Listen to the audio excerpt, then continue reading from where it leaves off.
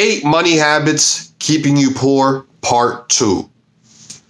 So before we go over today's video of the 8 money habits, the remaining 4 of part 1, so it's really 4 money habits. This video is going to be 4 money habits keeping you poor. Before we go over that, let's go over today's quote of the day. And today's quote of the day is, "Small deeds done are better than great deeds planned," by Peter Marshall. So this quote is also another action quote where actions speak louder than words, you know? So small deeds done are better than great deeds planned.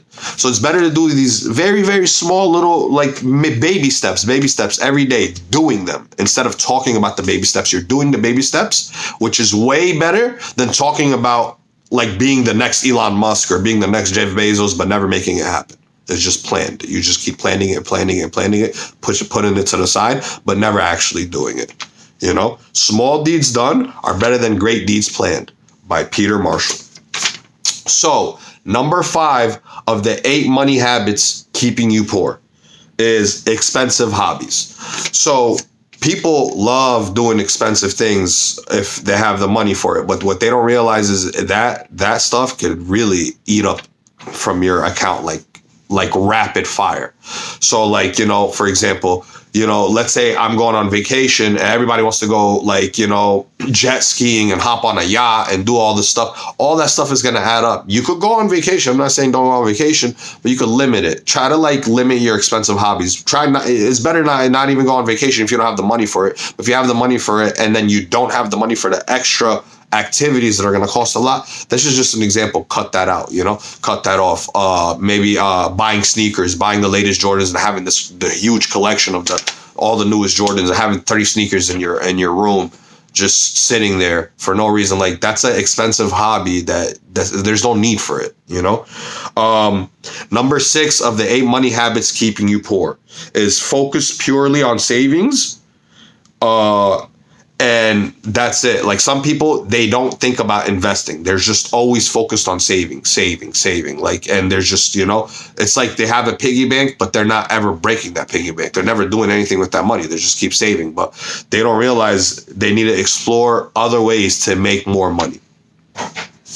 Number 7 of 8 money habits keeping you poor. And make sure you stay for number 8, because number 8 is very, very important. So number 7 is paying too much taxes. So paying too much taxes is one of the biggest expenses anybody's ever going to have in this world.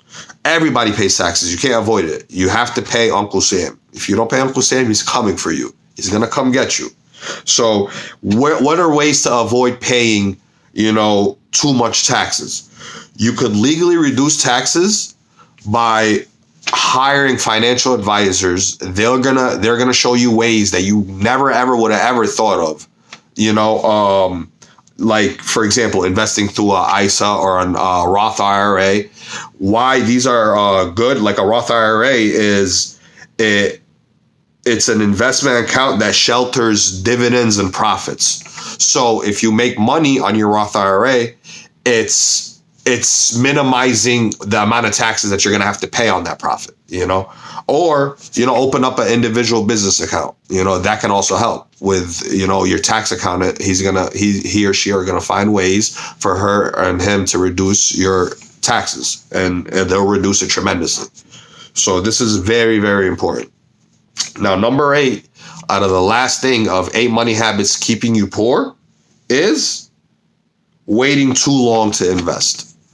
So waiting too long to invest is deadly, because you could save up your money and then what happens is you don't invest, and as inflation keeps going on, as the years pass on and as the decades pass on, a car that was worth $5,000 in 2008 is now, with the same amount of miles, becomes a classic or an antique compared to $1 that was sitting in the bank account, and now 20 years later or whatever it is, it's worth like 20 cents now in today's market, because everything else went up, like that car that became an antique, like the milk gallons or gas, or everything in the world gets more expensive, but your money gets less expensive. It loses its value over time. So keeping your money in your savings and not investing it is a horrible mistake. I'm not saying, obviously you want to make sure you make sure you have that stockpile that we talked about in part 1 of one of the steps. You keep that 3 to 6 month stockpile. And then after you do that and achieve that, you start investing your money. Find different ways, creative ways to invest your money. Diversify your money on stuff that's a little more risky and stuff that's a little more safe. So you're going to do both. You're going to do safe investments, and then you're going to do risky investments. And you just diversify, have a whole portfolio where you're diversifying across the whole board. This is very, very important. So make sure you subscribe for more videos coming soon. And there's going to be courses and stuff coming in the near future. Thank you.